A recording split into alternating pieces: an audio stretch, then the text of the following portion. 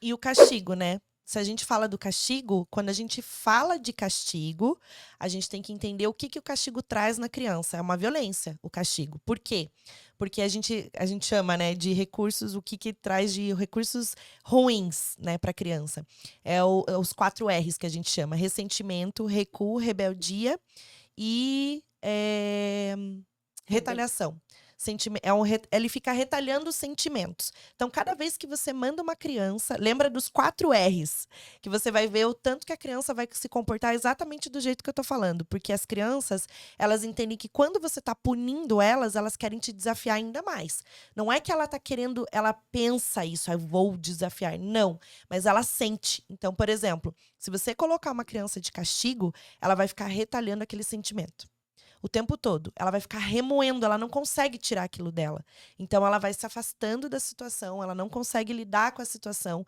Cada vez mais ela vai ressentir, cada vez mais ela vai ficar mais rebelde ainda. Do que você validar e depois educar.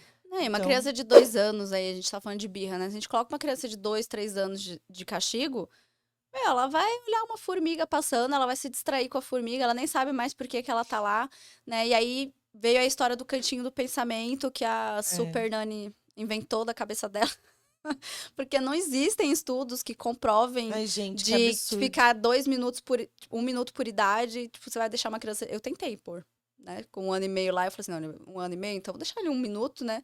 Ele ria e eu ficava assim, gente, ele não tá entendendo nada, por que que ele tá sentado aqui? Então, assim, a criança pequena, ela não entende, né? Ah, mas aqui em casa funciona.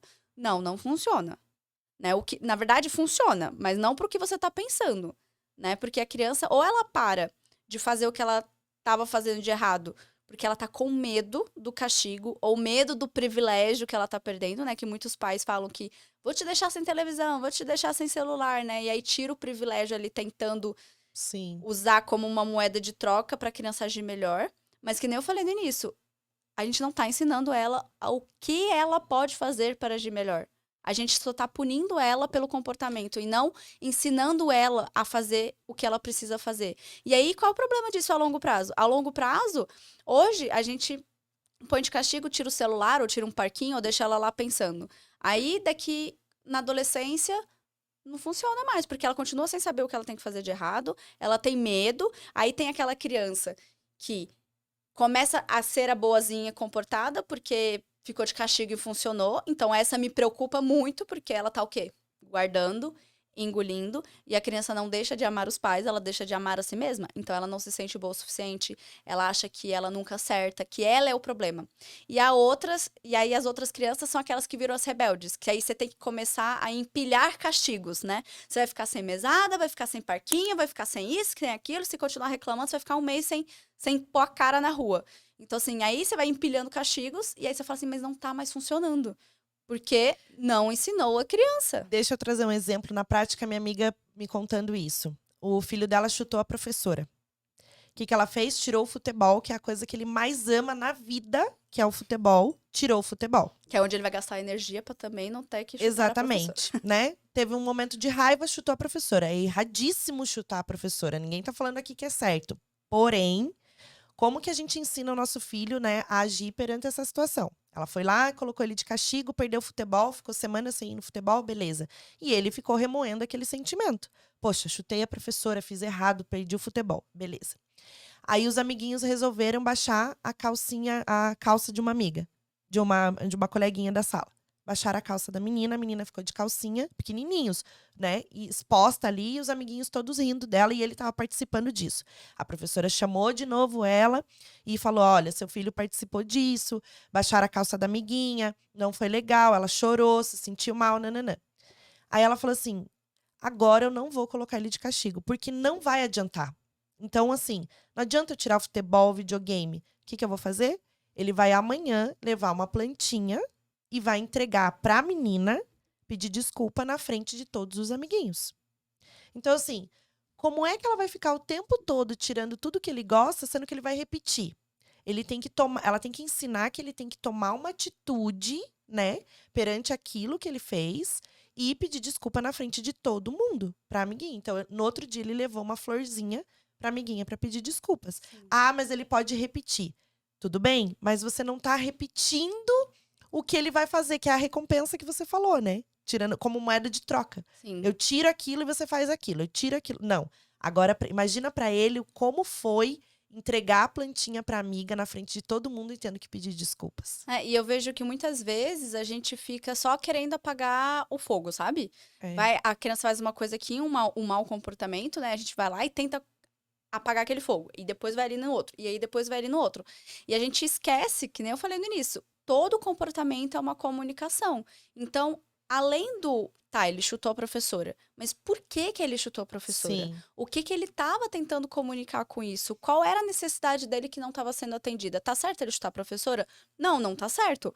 Mas a gente tem que entender o que que tá por detrás desse comportamento. E pode ser alguma coisa na escola, pode ser uma coisa que estava acontecendo ali exatamente no momento antes, né, do chute, mas pode ser uma coisa que vem sendo acumulada e ali foi a válvula de escape. Se a gente não olha para esse todo e a gente fica só apagando pequenos focos de fogo, o comportamento continua se repetindo porque a gente não tá indo lá na causa, Sim. né? É que nem quando a gente tá com febre, né? Se a criança tá com febre, a gente dá um remédio de febre, vai passar a febre, ou vai passar o efeito do remédio, a febre vai voltar. Vai passar o efeito do remédio, a febre vai voltar. A gente só vai ficar ali tratando da febre, do sintoma.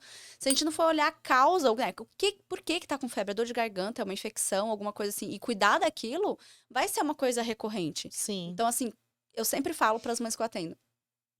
Olha por trás do comportamento, o que que ele quer comunicar além do que ele fez. A gente vai cuidar disso, do que ele fez, que ele chutou para ele se redimir e tudo mais, né, para ele consertar esse erro, mas para que a gente não tenha repetição desses comportamentos, a gente precisa olhar além deles, porque birras são normais. Birras são fisiológicas, são esperadas. Toda criança faz birra. Tem criança que faz menos e tem criança que faz mais.